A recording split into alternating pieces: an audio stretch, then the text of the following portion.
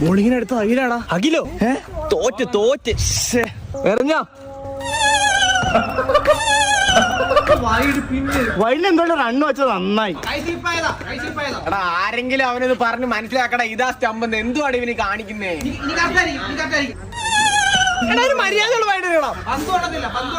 ഒരു ഓവറിൽ അവന് 27 വൈഡ് എറിഞ്ഞു. ഇത്ര റണ്ണ് നമ്മൾ ഇനി എങ്ങനെ എടുക്കൂടാ?